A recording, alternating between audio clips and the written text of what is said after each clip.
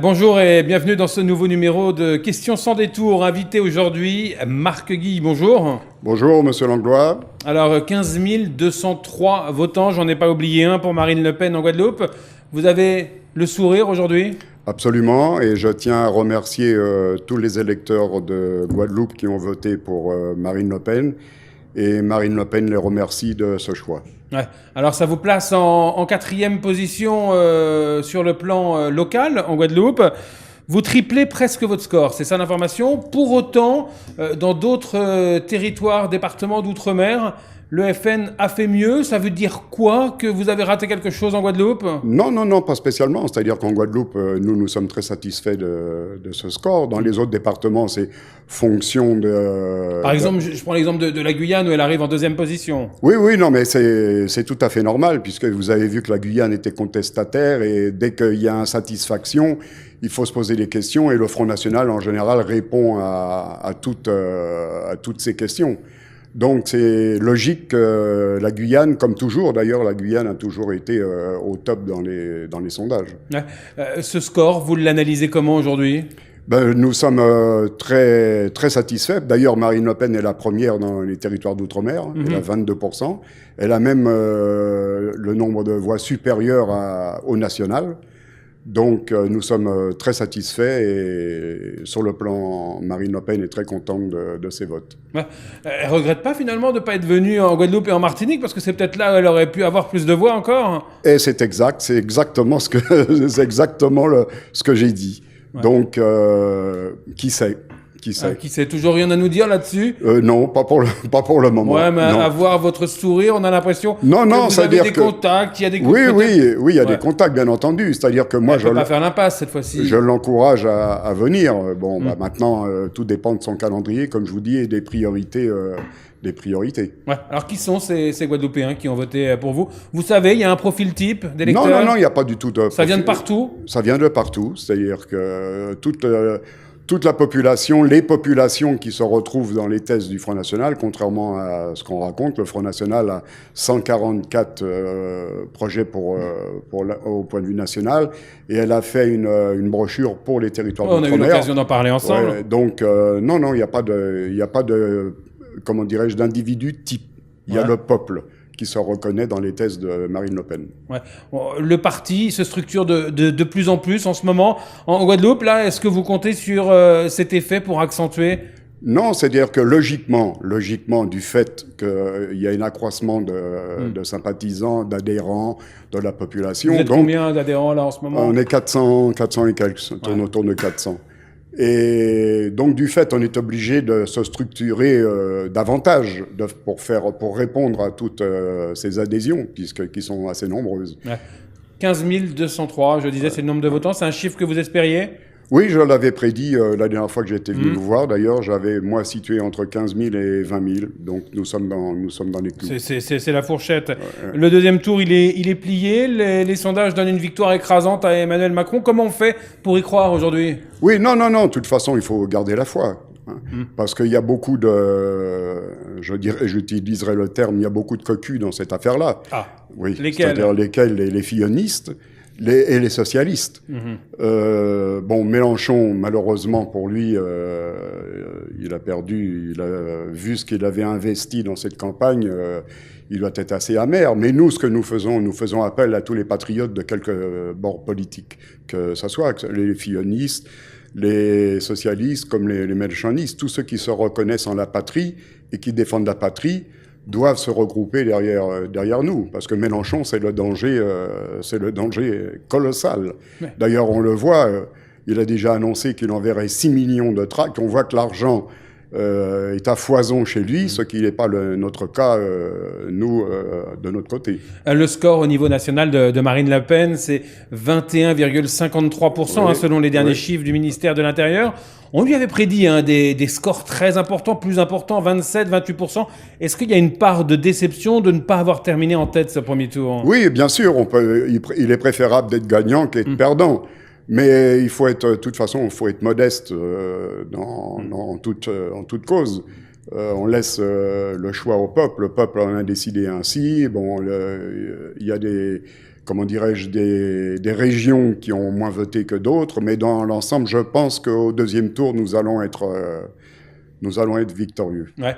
Elle a fait une bonne campagne, Marine Le Pen, vous pensez? Oui, moi, personnellement... Il y a beaucoup d'observateurs qui trouvent qu'elle a été un peu timorée, timide. Non, pas du tout. Je la connais, c'est une battante. Et bon, vous savez que les heures s'additionnent aux heures. Et d'être présent comme ça, constamment sur la brèche, c'est quand même assez fatigant. Donc, il peut y avoir des moments de baisse de forme. Mais en général, c'est une femme combattante et c'est le seul candidat qui réellement défend la France. Vous l'avez beaucoup attaqué lors de nos dernières interventions, Emmanuel Macron, son adversaire, notamment l'argent, c'est quelque chose d'important. Vous n'arrêtez pas de le rappeler. Il a tout de même réussi son pari, il faut le dire. Oui, non, mais c'est exact. Mais quand vous avez un moteur comme ça derrière vous, vous avez toute l'oligarchie qui vous pousse, qui paye, qui finance. Effectivement, on connaît ça. C'est logique. Il en aurait été autrement, ça aurait été décevant pour lui. Bon, maintenant, nous savons avec qui nous allons nous battre. Ouais. Vous comptez sur quel ressort, alors, pour l'emporter, ce deuxième tour? Le ressort patriotique. Ouais. C'est-à-dire que nous défendons la France, nous défendons... et lui, il défend le multiculturalisme, il défend l'immigration intensive, il défend le mondialisme, alors que nous défendons tout simplement la France. Ouais, vous comptez sur l'appui, le soutien des électeurs de François Fillon. François Fillon, il a été clair, il l'a dit, il votera Emmanuel Macron. Il y a un front républicain qui est en train de naître un petit peu partout. C'est un énorme regret pour vous. C'est quoi pour vous le front républicain? Non, mais le front républicain, lui, Monsieur Fillon, il dit ce qu'il veut. Maintenant, vous pensez bien à la déception de ses électeurs. Ils ont été trahis. Donc, quand on est trahi, moi, je souhaite qu'ils essayent de se venger, tout du moins, de leur abandon. Parce que, en réalité, c'est ça qui se passe. Même pour les socialistes, vous vous rendez compte? Parti socialiste qui a été saboté par leurs propres élus. Mais quand on est sympathisant socialiste, bon sang, on doit en tirer une conclusion. On doit essayer de se révolter. On peut pas rester inactif vu ces trahisons. Ouais. Le score de Marine Le Pen, là, dimanche 7 mai, ce sera quoi? Ce sera aux alentours des 80-20, comme en 2002 avec Jacques Chirac, Jean-Marie Le Pen, ou alors vous espérez faire beaucoup mieux? Ah non, on espère faire beaucoup mieux, on espère même gagner. Ouais. Donc, nous faisons appel à tous les patriotes de tous bords et de toutes tendances confondues à nous rejoindre pour le combat national. La droite qui perd, vous l'analysez comment? Comme je vous dis, c'est du sabotage. Ouais. C'est le sabotage de leur élite. C'est-à-dire que c'était joué déjà d'avance. Ils ont trahi leurs électeurs. Ouais. Voilà. C'est le syndrome de la primaire? Non, c'est pas le syndrome de la primaire. C'est-à-dire que, quand il n'y a pas foi, quand on n'a pas la foi, rien ne peut se passer de concret. Ouais. Il vous faudrait énormément d'électeurs pour arriver à rassembler beaucoup plus large. Lors de ce deuxième tour, les réserves de voix, elles sont pas énormes si on regarde pour le Front National. Oui, je suis d'accord avec votre analyse. Ça, c'est l'analyse sensée et l'analyse comptable, on va dire. Mais nous comptons sur une analyse populaire, c'est-à-dire un raz-de-marée, un débordement populaire qui ferait que nous remportions cette élection. Ouais, Jean-Luc Mélenchon. Il s'agit de la sauvegarde de la France. Ouais. Jean-Luc Mélenchon qui réussit un score historique, on peut le dire, c'était l'extrême gauche, c'est comme ça qu'on le qualifiait, candidat des extrêmes, comme vous, candidat des extrêmes aussi. Ça veut dire quoi? Qu'on a envie de sortir des partis traditionnels aujourd'hui? Non, Mélenchon a très bien travaillé, il a su rassembler très bien, mais moi, nous réfutons le terme extrême, nous sommes pas extrême droite. D'ailleurs, nos adversaires c'est comme ça que vous êtes décrit, hein? Oui, mais décrire, ça veut dire quoi? Décrire, ça veut dire... C'est votre adversaire qui vous décrit. Donc, moi, je suis votre adversaire, je ne vais pas vous faire de cadeau. Mais si vous regardez logiquement ce qu'est l'extrême droite, vous allez sur Internet, vous regardez l'extrême droite, parti anticonstitutionnel, ce qui n'est pas notre cas. L'extrême droite en France a toujours été 2%, 3%.